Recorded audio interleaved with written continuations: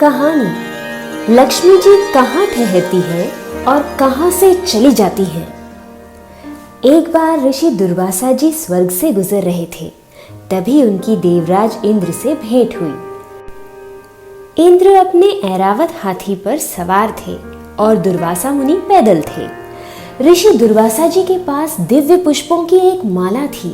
उन्होंने अपनी माला देवराज इंद्र को उपहार में दे दी, पर देवराज इंद्र ने ऋषि के उपहार को महत्व नहीं दिया और उसने वो माला अपने ऐरावत हाथी के ऊपर डाल दी। ऐरावत ने अपनी सूंड से वो माला पकड़ी और पैरों से कुचल दी। ऋषि दुर्वासा अपने उपहार का ऐसा अपमान देखकर क्रोधित हो गए और इंद्र को श्राप दे दिया कि तूने घमंड में आकर मेरे उपहार का अनादर किया है, तेरा सारा वैभव चला जाएगा और तू स्वर्गहीन हो जाएगा। इस श्राप के बाद असुरों ने देवताओं पर आक्रमण कर दिया और दोनों में भीषण लड़ाई हुई। दोनों ओर के योद्धा एक दूसरे पर भीषण हथियारों से वार करने लगे। असुर पूरे उत्साह से लड़े, पर देवता भी कम उत्साहित नहीं थे। परंतु दुर्वासा मुनि के अभिशाप से अंततः देवता पराजित हो गए और उन्हें स्वर्ग से भागना पड़ा। अब देवराज इंद्र राज्यहीन, श्रीहीन हो गए थे। उनका सारा वैभव चला गया।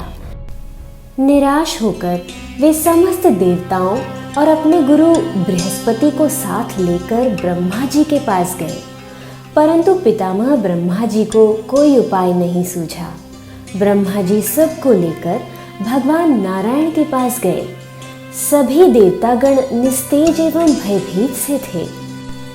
भगवान श्री हरि उनको ऐसा देखकर बोले, देवताओं, भय मत करो। मेरे रहते तुम लोगों को किस बात का भय है। मैं तुम्हें परम ऐश्वर्य को बढ़ाने वाली अचल लक्ष्मी प्रदान करूंगा। ये सुनकर भयभीत देवताओं के हृदय में थोड़ी खुशी हुई। भगवान श्री हरि आगे फिर बोले, परंतु मैं कुछ समयोचित बात कहता हूँ, तुम लोग उस पर ध्यान दो। मैं अपने भक्तों के अधीन हूँ। जो भक्त सदा मेरे भजन चिंतन में रहता है, वो जिस पर रुष्ट हो जाता है, मैं उसे लक्ष्मी सहित त्याग देता हूँ। ये बिल्कुल निश्चित है। मुनिवर दुर्वासा भगवान शंकर के अंश हैं। उनके हृदय में मेरे प्रति अटूट श्रद्धा भी है, परंतु देवराज इंद्र ने उनका अपमान किया है, जिसके कारण उन्होंने क्रोधवश आप लोगों को श्राप दे दिया। उसी श्राप का फल ये हुआ कि लक्ष्मी जी सहित मैं तुम्हारे घर से चला आया हूँ। देवताओं को अपनी इस गलती का एहसास हुआ। वे लज्जित हुए और आगे ऐसा न करने का मन में ठान लिया। भगवान श्रीहरि आगे लक्ष्मी जी के स्थान त्याग के और भी कारण बताने लगे। वे बोले, ब्राह्मण व देवताओं, जिस स्थान पर मेरे भक्तों की निंदा होती है, वहां रहने वाली महालक्ष्मी उस स्थान को छोड़ देती है। जो मेरी उपासना नहीं करता तथा एकादशी और जन्माष्टमी के दिन अन्न खाता है, उस मूर्ख व्यक्ति के घर से भी लक्ष्मी चली जाती है। जो मेरे नाम तथा अपनी कन्या का विक्रय करता है एवं जहाँ अतिथि भोजन नहीं पाते, उस घर को त्याग कर मेरी प्रिया लक्ष्मी चली जाती है। जो अशुद्ध हृदय, क्रूर, हिंसक व निंदक है, उसके हाथ का जल पीने में भगवती लक्ष्मी डरती हैं, अतः उसके घर से वे चल देती हैं। जो कायर का अन्न खाता है, निष्प्रयोजन तृण तोड़ता है, नखों से पृथ्वी को कुरेदता रहता है, निराशावादी है, सूर्योदय के समय भोजन करता है, दिन में सोता व मैथुन करता है, और जो सदाचारहीन है, ऐसे मूर्खों के घर से मेरी प्रिया लक्ष्मी चली जाती है।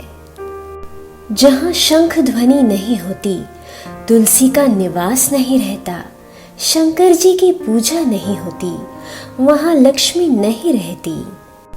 जो अल्प ज्ञानी व्यक्ति गीले पैर या नंगा होकर सोता है तथा निरंतर बेसिर पैर की बातें बोलता रहता है, उसके घर से लक्ष्मी चली जाती है।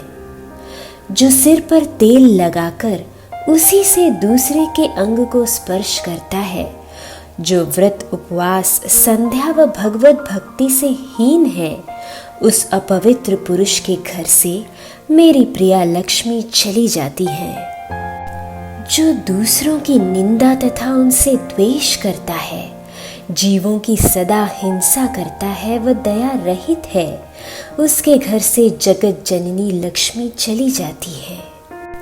भगवान श्री हरि जो हमेशा अपने देवताओं के प्रिय में लगे रहते हैं, उनके कल्याण के लिए अब लक्ष्मी जी के निवास स्थान बताने लगे। वे बोले, जिस स्थान पर भगवान श्री हरि की चर्चा होती है और उनके गुणों का कीर्तन होता है, वहीं पर संपूर्ण मंगलों को भी मंगल प्रदान करने वाली भगवती लक्ष्मी निवास करती है।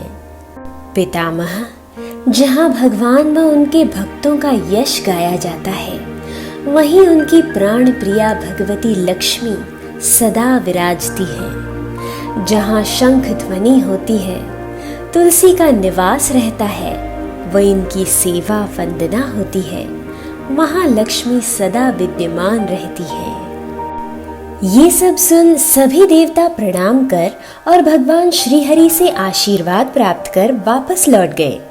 पितामह ब्रह्मा भी देवताओं को आशीर्वाद देकर ब्रह्मलोक चले गए। देवताओं ने उत्साहित होकर असुरों पर आक्रमण कर दिया। असुर तो हमेशा लड़ने के लिए तैयार रहते हैं। वे भी देवताओं के साथ भिड़कर भीषण युद्ध करने लगे। दोनों में घनघोर लड़ाई होने लगी। अग्नि बाण, वायु बाण तो कभी बारिश ला देने वाले घोर हथियार युद्ध में दिखाई देने लगे, परंतु इस बार देवता ऋषियों और भगवान श्री हरि के आशीर्वाद से संपन्न थे। वे युद्ध में बिना पीठ दिखाए दिन रात लड़ने लगे। सभी असुरों के छक्के छुड़ा दिए। कई असुर मार दिए गए। आखिर असुरों को स्वर्गलोक से भागना पड़ा। देवताओं ने विजयी होकर स्वर्ग में दोबारा प्रस्थान किया और देवराज इंद्र फिर से सम्मानित होकर स्वर्ग के राजा हुए।